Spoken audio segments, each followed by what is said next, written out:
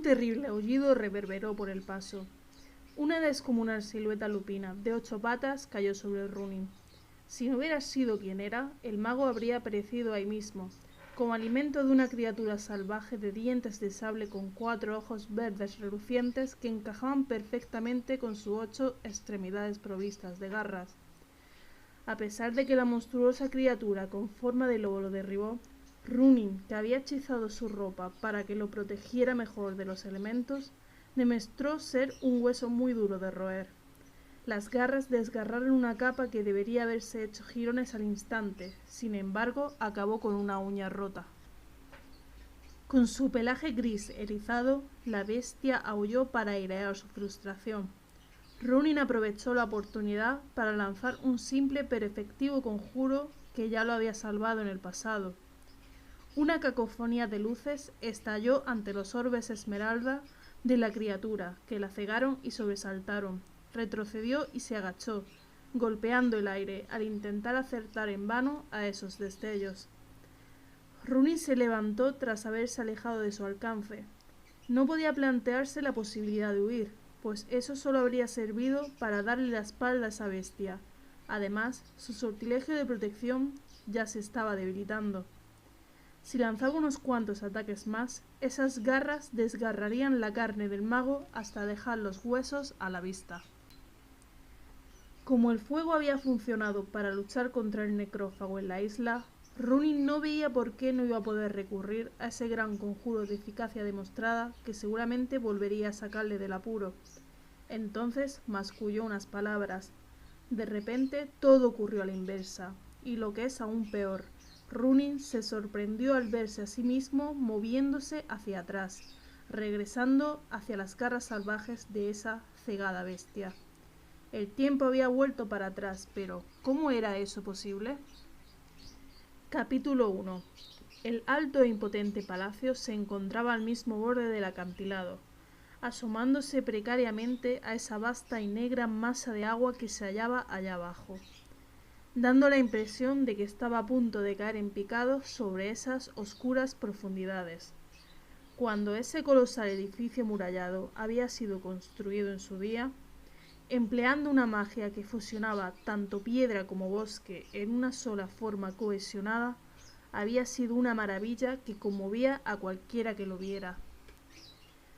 Sus torres eran árboles reforzados con piedras, que contaban con impresionantes agujas y unas altas ventanas abiertas. Las murallas estaban hechas de piedra volcánica que se había alzado del suelo para luego ser atada con fuerza por enredaderas y raíces gigantescas. El palacio, situado en el centro, había sido creado en un principio uniendo místicamente más de un centenar de árboles antiguos y gigantescos. Al unirse, había conformado el esqueleto de ese centro de forma redonda, sobre el que se habían colocado las piedras y las enredaderas. Si bien antaño había sido una maravilla que conmovía a aquellos que la veían, ahora suscitaba el miedo en algunos. Un aura perturbadora lo amortajaba, que en esa noche tormentosa era aún más patente que nunca. Los pocos que se atrevían a posar su mirada sobre el vetusto edificio ahora la apartaban rápidamente. No obstante, tampoco los que dirigían sus ojos hacia las aguas de allá abajo hallaban paz alguna. El lago de ébano se encontraba sumido en un estado de agitación muy violento y preternatural. Las revueltas olas, que eran tan altas como el palacio, se alzaban y desmoronaban en la lontananza, rompiéndose como un bramido. Los relámpagos jugueteaban sobre su amplia superficie, iluminando sus colores dorados, carmesíes o el verde de la putrefacción. El trueno rugía como un millar de dragones, y aquellos que vivían cerca de esas orillas se arrimaron unos a otros, pues no estaban seguros de qué clase de tormenta podría estallar. En las murallas que rodeaban el palacio, unos guardias ominosos vestidos con unas armaduras de color verde bosque y que portaban lanzas y espadas, contemplaban los alrededores con sumo recelo y atención. No solo vigilaban lo que había al otro lado de las murallas, por si se acercaba algún necio intruso. sino que de vez en cuando lanzaban alguna mirada subrepticia al interior, sobre todo a la torre principal, donde percibían que unas energías impredecibles se estaban desatando. Y en esa alta torre, en una cámara de piedra sellada, apartada de la vista de aquellos que estaban fuera, unas figuras altas y delgadas, ataviadas con unos ropajes iridescentes de color turquesa, bordados con unos dibujos plateados y estilizados, inspirados en la naturaleza, se hallaban agachadas sobre un hexágono dibujado en el suelo. En el centro de ese hexágono habían escrito unos símbolos pertenecientes a un lenguaje arcaico y que brillaban con vida propia, incluso para quienes confeccionaban ese hechizo. Unos ojos brillantes y plateados, carentes de pupila, destacaban bajo esas capuchas, mientras los elfos de la noche musitaban un conjuro. Tenían sus pieles oscuras y violetas cada vez más empapadas de sudor, a medida que la magia que brotaba del símbolo iba en aumento. Todos, salvo uno, parecían cansados, a punto de sucumbir del agotamiento. Ese en concreto, que supervisaba el hechizo, observaba todo el proceso, pero no con unos orbes plateados como el resto, sino con unos falsos de color negro con vetas rubíes que recorrían horizontalmente la parte central. A pesar de tener esos ojos falsos, se fijaba en cada detalle, en cada inflexión de voz del resto. Poseía una cara larga y estrecha incluso para ser un elfo, en la que se dibujaba una expresión de ansiedad y anticipación, a la vez que, en silencio, dirigía el encantamiento. No obstante, había alguien más que observaba todo esto, que paladeaba cada palabra, cada gesto. Sentada en una lujosa silla hecha de marfil y cuero, su pelo plateado y abundante enmarcaba esos rasgos perfectos, y su vestido de seda, tan dorado como sus ojos, hacía lo mismo con respecto a su silueta exquisita. Era toda una reina de los pies a la cabeza. Se encontraba reclinada en la silla, sorbiendo vino de un cáliz dorado. Sus brazaletes enjollados tintineaban cuando movía la mano, y el rubí de la tiara que llevaba refulgía bajo la luz de las energías mágicas que los demás habían invocado. De vez en cuando escrutaba fugazmente a esa figura de ojos oscuros y fruncía esos carnosos labios.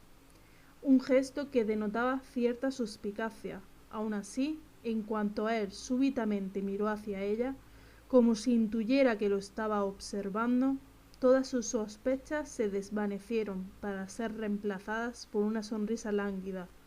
Los cánticos prosiguieron, el lago negro se agitó de un modo demencial. Había habido una guerra que ya había acabado, por lo que Craso sabía que la historia acabaría dejando constancia de lo que había sucedido. Prácticamente pérdidas entre esos registros históricos se encontrarían la infinidad de vidas destruidas y tierras arrasadas, así como el hecho de que el mundo mortal por entero había estado a punto de ser destruido. Lo comprendía perfectamente, ya que, a pesar de que para la mayoría daba la impresión de ser un individuo larguilucho, que se asemejaba a un elfo y poseía unos rasgos halconados, de pelo plateado y con 3 cicatrices largas que le recorrían la mejilla derecha hacia abajo, era mucho más que eso. Para la mayoría era un mago, pero ante unos pocos muy selectos respondía al nombre de Coriastras, un nombre que solo podía pertenecer a un dragón. Incluso los recuerdos de los dragones son efímeros en tales circunstancias, reflexionó para sí esa figura pálida vestida de gris. Crasos había sido un dragón cuando nació, uno de color rojo y aspecto majestuoso, el más joven de los consortes de la gran Alestrasa. Ella, el aspecto de la vida, era su compañera más querida. Sin embargo, una vez más, se había alejado de ella para poder estudiar los aprietos y futuros de las razas de corta vida. En la oculta morada tallada en las rocas que había escogido como nuevo santuario, Crasos contemplaba el mundo de Azeroth. Aquel reluciente cristal esmeralda le permitía ver cualquier tierra, a cualquier individuo que deseara, y allá donde dirigiera el mago dragón su mirada solo veía devastación. Daba la impresión de que únicamente habían pasado unos pocos años desde que esos mastodontes grotescos de piel verde llamados orcos, que habían invadido aquel mundo procedentes del más allá, habían sido derrotados. Como los que aún quedaban se hallaban encerrados en campamentos, Krasos había creído que en el mundo reinaría la paz. No obstante, esa paz había durado muy poco. La alianza, la coalición liderada por los humanos que había sido la vanguardia de la resistencia, se había desmoronado de inmediato, puesto que sus miembros habían iniciado una lucha por el poder entre ellos. Eso había ocurrido en parte por culpa de los dragones, o más bien de un solo dragón, a la muerte, pero gran parte de la responsabilidad recaía únicamente en la codicia y el deseo de los humanos, enanos y elfos. Aun así, eso no habría tenido mucha importancia si no se hubiera producido la llegada de la Legión Ardiente. Hoy, Krasos escrutaba la distante Kalindor, situada en el extremo más lejano del mar. Incluso ahora, ciertas zonas de esas tierras recordaban a un lugar que hubiera sido arrasado por una terrible erupción volcánica. Ahí no quedaba nada de vida, ni nada similar a una civilización. Sin embargo, no había sido una fuerza de la naturaleza la que había destrozado esas tierras. La Legión Ardiente no había dejado nada a su paso, solo muerte. Los demonios flamígeros habían venido de un lugar situado más allá de la realidad. Buscaban magia y eso era lo que devoraban.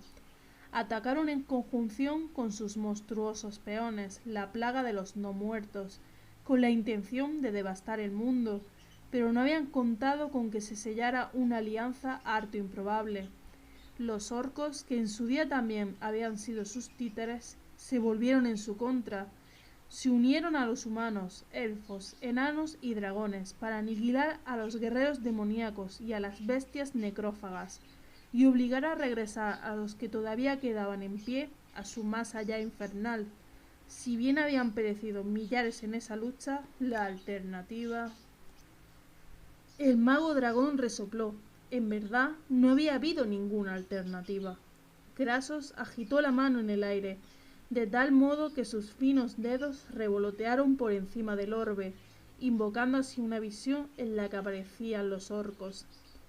La imagen se tornó borrosa momentáneamente, pero acto seguido mostró una zona montañosa y pedregosa situada tierra adentro. Pese a que era una tierra dura, seguía estando repleta de vida, y era capaz de sustentar a nuevos colonos. Varias estructuras de piedra ya se habían levantado en el asentamiento principal, donde gobernaba el jefe de guerra Thrall, uno de los héroes de la guerra. El alto edificio redondo que hacía las veces de sus aposentos era muy austero, según los estandartes de cualquier otra raza. No obstante, los orcos tenían cierta tendencia a conformarse con lo básico. Para un orco, lo realmente extravagante era tener un lugar permanente en el que vivir. Habían sido nómadas o prisioneros durante tanto tiempo que habían olvidado el concepto de hogar. Varias de esas figuras descomunales y verdes estaban cultivando un campo. Al observar a esos agricultores de grandes colmillos y brutal aspecto, Krasos se maravilló ante ese nuevo concepto, granjeros orcos. Thrall, sin embargo, era un orco muy poco común y con suma facilidad había asimilado una serie de conceptos que permitirían que su pueblo recuperara la estabilidad. Estabilidad era algo que el mundo entero necesitaba desesperadamente. Tras agitar de nuevo la mano en el aire, el mago dragón dejó de contemplar Kalindor e invocó una visión de una ubicación mucho más cercana, la de en su día la orgullosa capital de su amada Dalaran. Gobernada por los magos del Kirin Tor, los principales maestros de la magia de ese mundo, había encabezado la batalla de la Alianza contra la Legión Ardiente en Lordaeron, y a su vez había sido uno de los objetivos fundamentales y más codiciados de los demonios. Dalaran se encontraba en un estado ruinoso. Sus en su día orgullosas agujas estaban hechas añicos. Las grandes bibliotecas habían ardido. El saber de infinidad de generaciones se había perdido, y con él incontables vidas. Incluso el consejo había sufrido mucho. Varios de aquellos a los que Crasos consideraba amigos, o al menos respetaba como colegas, habían sido asesinados. Carecían de liderazgo y era consciente de que tendría que intervenir para echar una mano. Dalaran debía hablar con una sola voz, aunque solo fuera para mantener intacto lo que aún quedaba en pie de la fragmentada alianza. Había elegido aquel santuario no solo porque se hallara muy apartado del resto del mundo, sino también por su colosal tamaño. Tras abandonar esa pequeña cámara, Crasos entró en una caverna repleta de rocas protuberantes, cuya altura rivalizaba fácilmente con las ahora derruidas torres de Dalaran. Un ejército podría haber vivaqueado en esa caverna sin haberla ocupado por entero. Era del tamaño justo para un dragón. No obstante, a pesar del caos y las tribulaciones que todavía la guardaban, el dragón seguía teniendo esperanza. Los problemas de este mundo eran superables. Ya no tenían que temer a los orcos ni a los demonios. Azeroth tendría que superar muchos obstáculos, pero al final, Crasos creía que no solo lograría sobrevivir, sino que estaba totalmente convencido de que prosperaría. Entonces hizo desaparecer el cristal esmeralda y se levantó. La reina de los dragones, Somala Alestraza, lo estaría esperando. Ella sospechaba que él deseaba regresar a ayudar al mundo mortal, y de todos los dragones, era la que mejor lo entendía. Él adoptaría su verdadera forma, se despediría de ella, por un tiempo, y partiría antes de que el arrepentimiento se lo impidiera. Crasos extendió los brazos, y mientras hacía esto, sus finos dedos se extendieron y se convirtieron en garras. Se le arqueó la espalda y cerca de los hombros le brotaron dos protuberancias que rápidamente se transformaron en unas incipientes alas. Sus largos rasgos se estiraron hasta tornarse similares a los de un reptil. Mientras sufría todos estos cambios menores, el cuerpo de Crasos se expandió, cuadriplicó, quintuplicó e incluso decuplicó el tamaño normal de un hombre y continuó creciendo. Cualquier semejanza que hubiera podido tener con un humano o un elfo desapareció rápidamente. Pasó de ser el mago Crasos a ser el dragón Coriastras, pero en plena transformación una voz teñida de desesperación irrumpió súbitamente en su mente. Titubeó y recuperó su forma de mago humano. Crasos parpadeó y a continuación recorrió con la mirada esa enorme cámara, como si estuviera intentando localizar el punto de origen de ese grito ahí mismo. Nada. El mago dragón esperó y esperó, pero nadie volvió a llamarlo. Presa de la incertidumbre, se encogió de hombros, como si así pudiera librarse de ella, e inició una vez más su transformación. Y una vez más, esa voz plagada de desesperación gritó: «¡Coriastras!». Esta vez la reconoció. Inmediatamente respondió del mismo modo: «¡Te escucho! ¿Qué quieres de mí?». Aunque no hubo respuesta, Crasos percibió que la desesperación todavía flotaba en el ambiente. Se concentró e intentó expandir su conciencia, establecer un vínculo con aquel ser que necesitaba su ayuda tan desesperadamente, de aquel ser que no debería necesitar ayuda de ninguna criatura. «¡Estoy aquí!», exclamó el mago dragón. «¡Debes percibirme! Dame algún indicio de qué es lo que te aflige».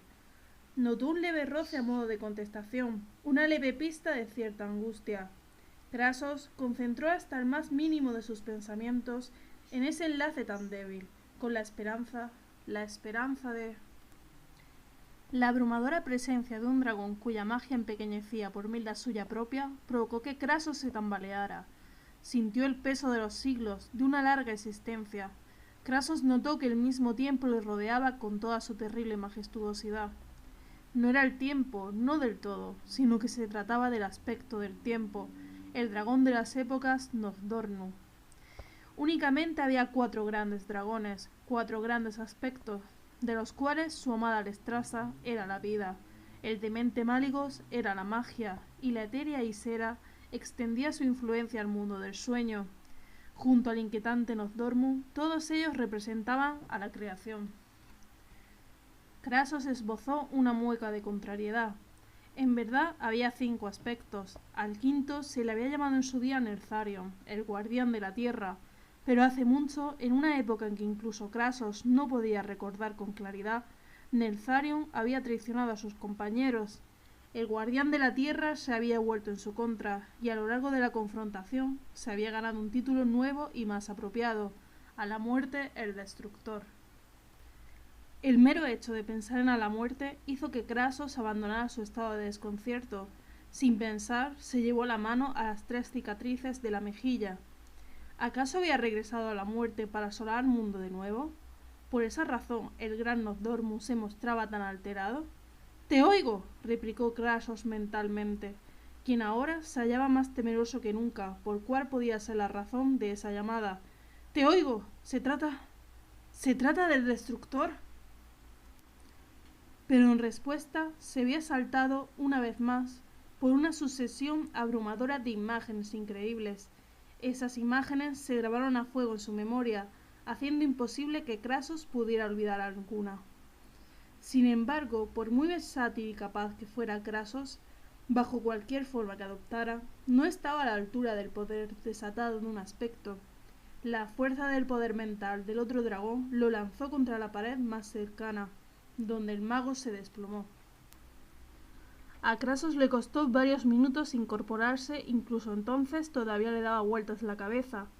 Sus percepciones se encontraban abrumadas por unos pensamientos fragmentados que no eran suyos. Durante unos instantes lo único que pudo hacer fue permanecer consciente.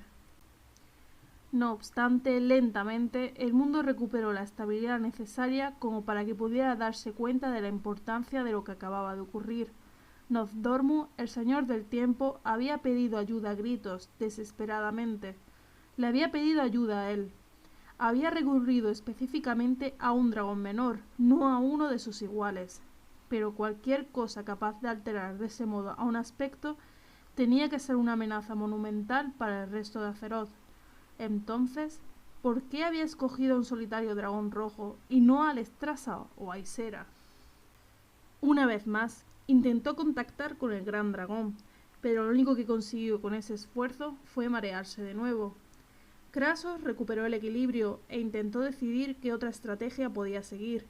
Una imagen en particular requería constantemente su atención, la de una zona montañosa de Kalindor cubierta de nieve. Fuera lo que fuese lo que Nozdormu había pretendido explicarle, tenía algo que ver con esa región desolada. Krasos tendría que investigarlo, pero necesitaría de alguien capaz que lo ayudara, alguien capaz de adaptarse a las circunstancias rápidamente. Si bien Krasos se enorgullecía de su propia capacidad de adaptarse con éxito, su especie era, en gran parte, muy obstinada y muy fiel a sus costumbres y creencias. Necesitaba a alguien capaz de escuchar, pero que también fuera capaz de reaccionar al instante según cómo se desarrollaran los acontecimientos. No, para una misión tan impredecible únicamente podía contar con una criatura, con un humano, en concreto con un humano llamado Rúnin, un mago. En Kalindor, en un paraje estepario, un orco anciano y canoso se inclinaba sobre un fuego humeante. Mientras mascullaba unas palabras cuyo origen se hallaba en otro mundo perdido hace mucho, esa figura recubierta de musgo verde arrojó algunas hojas al fuego, incrementando así la humareda. Aquel humo ocupaba toda su humilde choza hecha de madera y tierra. El orco calvo y entrado en años se inclinó e inhaló. Sus cansados ojos marrones estaban surcados por múltiples venas, y la piel le colgaba flácidamente. Tenía los dientes amarillos, mellados, y uno de los colmillos se le había roto años antes. Apenas lograba ponerse en pie sin ayuda, y cuando caminaba lo hacía lentamente y encorvado. No obstante, incluso el más duro de los guerreros le rendía pleitesía, pues era un chamán. Un poco de polvo de hueso, un toque de bayas de tanar, todo eso formaba parte de una genuina tradición que los orcos habían recuperado y cuya eficacia estaba demostrada. El padre de Kaltar se lo había enseñado todo, incluso durante los años oscuros de la Horda, tal y como el abuelo de Kaltar le había enseñado antes a su padre. Y ahora, por primera vez, el chamán marchito se sorprendió pensando que esperaba que lo hubieran enseñado bien. Unas voces murmuraban en su mente, la de los espíritus del mundo que los orcos ahora llamaban hogar. Normalmente susurraban cosas poco importantes sobre la vida, pero ahora murmuraban ansiosos, le advertían. Pero, ¿sobre qué? Tenía que saber más. Caltar metió la mano en una bolsa que llevaba colgada a la cintura, de la que sacó 3 hojas negras y resecas. Prácticamente eran lo único que le quedaba de una sola planta que había traído consigo del antiguo mundo de los orcos. A Caltar le habían advertido de que no debía usarla a menos que considerara que era realmente necesario. Su padre nunca la había usado y su abuelo tampoco. El chamán arrojó las hojas a las llamas. Al instante el humo se espesó, se arremolinó y adquirió un tono azulado. No era negro, sino azul. El orco frunció el ceño al contemplar ese cambio de color y acto seguido volvió a inclinarse hacia adelante para inhalar todo lo posible. El mundo se transformó, y el orco con él. Se había convertido en un pájaro, en un ave enorme que surcaba el cielo por encima del paisaje. Voló sobre las montañas sin preocupación alguna. A través de esos ojos divisó los animales más diminutos, los ríos más distantes. Una sensación de júbilo que no había sentido desde su juventud estuvo a punto de dominar por completo a Caltar, pero se resistió. Si se dejaba llevar por esa emoción, se arriesgaba a perder su sentido de la identidad. Podría seguir volando eternamente como un pájaro, sin recordar jamás lo que había sido. Mientras pensaba precisamente en eso, Caltar notó de repente que algo iba mal en la misma esencia del mundo, lo cual posiblemente era la razón por la que esas voces se mostraban tan inquietas. Ahí había algo que no debería haber. Viró en la dirección que intuyó que era la correcta, y la ansiedad lo dominó más y más a medida que se aproximaba. Justo cuando se hallaba en la parte más profunda de esa cordillera montañosa, el chamán descubrió cuál era la causa de esa ansiedad. Gracias a sus conocimientos, supo que había sido capaz de dar con el concepto, pero no con el elemento tras él. Para Caltar, tenía la forma de un remolino, uno que engullía y expulsaba simultáneamente algo. Sin embargo, lo que emergía se hundía en sus profundidades no era agua, sino los días y las noches, los meses y los años. El remolino parecía engullir y regurgitar tiempo. Ese concepto dejó tan atónito al chamán que no se percató hasta que prácticamente fue demasiado tarde de que el remolino también pretendía atraerlo a él. De inmediato, Caltar se resistió e intentó liberarse de esa atracción. Batió las alas e hizo fuerza con los músculos. Expandió su mente para entrar en contacto con su forma física, tirando con fuerza del fino hilo que unía su alma a su cuerpo, en un intento de salir de ese estado de trance. Aun así, el remolino siguió atrayéndolo hacia sí. Presa de la desesperación, Caltar invocó a sus espíritus guías y les imploró que le dieran fuerzas. Acudieron a su llamada, como sabía que harían, pero en un principio dio la sensación de que actuaban con demasiada lentitud. Ya lo único que podía ver era el remolino, que parecía a punto de engullirlo. El mundo cambió abruptamente alrededor del chamán. El remolino, las montañas, todo parecía dar vueltas y vueltas. Profiriendo un grito ahogado, Caltar se despertó.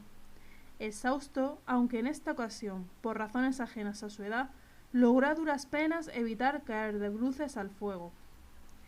Esas voces que habían estado murmurando constantemente hasta entonces se habían desvanecido. El orco se sentó en el suelo de su choza mientras intentaba tranquilizarse y se decía a sí mismo que volvía a existir totalmente en el mundo mortal. Los espíritus guía lo habían salvado, aunque por los pelos. Sin embargo, esa sensación de felicidad vino acompañada de un recordatorio de lo que había visto en esa visión y de lo que significaba. Debo contárselo a Thrall, masculló a la vez que se obligaba a ponerse en pie sobre esas piernas cansadas por el paso del tiempo. Debo contárselo cuanto antes, si no, perderemos nuestro hogar, nuestro mundo, una vez más.